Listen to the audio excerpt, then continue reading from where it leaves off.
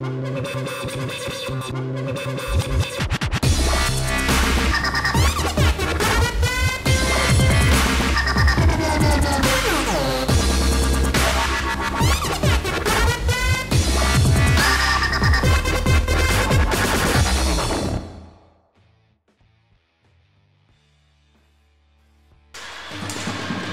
jau Bērziņš steidzās pa kreiso malu ar Ripu. Bērziņš dodās uz vārtiem, atspēlē. Nonāka Ripa līdz Liflonam. Liflons met pa vārtiem, bloķēts.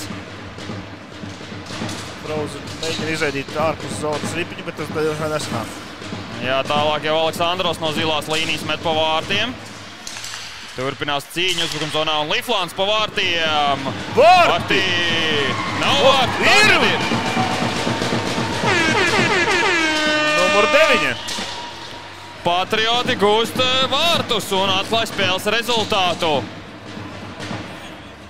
Tur jau pēc Liflanda metiena mēģināja pielabot un ripvārtos raidīt Ritor Zebergs Lēnieks, bet tas laikam viņam neizdevās, jo pirmais žests, ko tiesnesis rādīja, bija plati rokas, kad vārtu nav, bet pēc atkartota vēl viena metiena Ripa nonāk vārtos.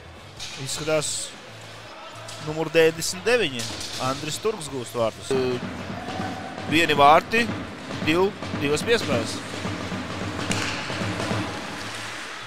Skatīsimies, vai viņam arī izdosies pagarināt šo sēriju un arī šī 5. spēlē gūt. Raito tālāk ar apmalī. Un pie Rīpas jau ir Ūdris, steidzās pa kreiso malu uz vārtiem, atspēlē Turkam. Turks met pa vārtiem, Ripa lido aizsargtīklā. Tur arī uz tālo stabiņu bija Alvis Bērziņš, bet Andris Turks izvēlējās izpildīt metienu, kas nekad nav kļūda. Un Frozen iet uzbrukumā. Centrējums. Vārti! Gošums go vārtus. Numur 3. Artsevs Pervušins. Izlīdzina spēles rezultātu. Jā. Rezultāts mums kļūst 1-1. Es laikam pieminēju slideno rezultātu.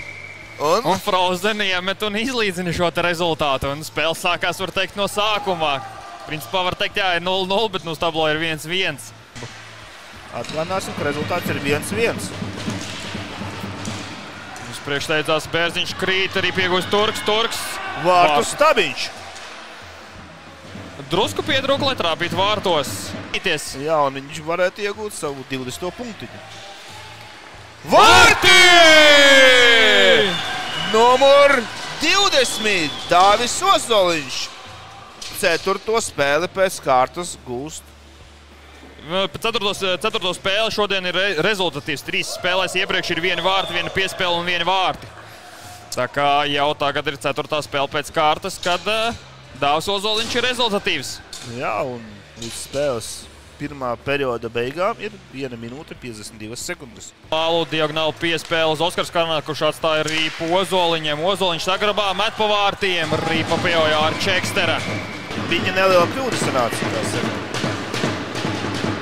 Vārti!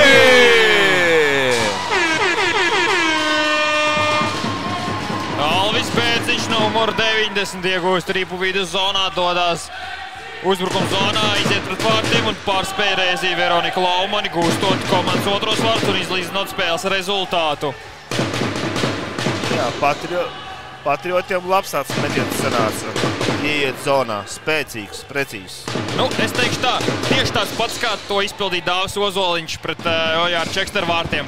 Un arī pārspēja Ojāru Čeksteru pārspēt Rēzī, jo viņi nolasīja šo te manevru, ka viņš apslidos vārds un iztuvojās. Pārķa Ripo, ļoti bīstam iespēja. Ripa nav piespiesta, kur tā atrodas aiz vārtiem. Gar paša vārtu stabiņu izslīd. Jā, šeit divatā Frozen komanda bija iznākus pret Ojāru Čeksteru vārtiem. Lieliska iespēja bija palielināt rezultātu. Skārnels ar Ripu ieiet uzbrukuma zonā. Vārti! Oskars Skārnelis gūst komandas 3. vārtus.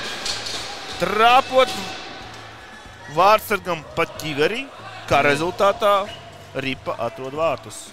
Jā, un arī te šobrīd Ojārs Čeksters atrodas uz ledus nedaudz, ir apdulis pēc šī te metiena. Jo pilnīgi noskanēja ķiveres skaņa, ja plasmas, kad arī pat trāpīja viņam pa to un ielidoja vārtos. Cerēsim, ka viņam viss būs kārtībā. Cerēsim, jā, lai viņš varētu turpināt. Un arī redzam šobrīd Oskars Skarnelis, kas tikko vārds aizlidoja līdz Ojāram Čekstram un uzsit uz pleci iedod 5, jo noteikti, ka tā negribēja. Gribēja gūt vārtus, bet negribēja noteikti tik spēcīgi iespējams trāpīt pa ķiveri. Jo, mēs visi esam amatieri, visi nākamajā rītdienā ejam uz darbu. Rītdien sestdien. Savs aizsardzības zonas.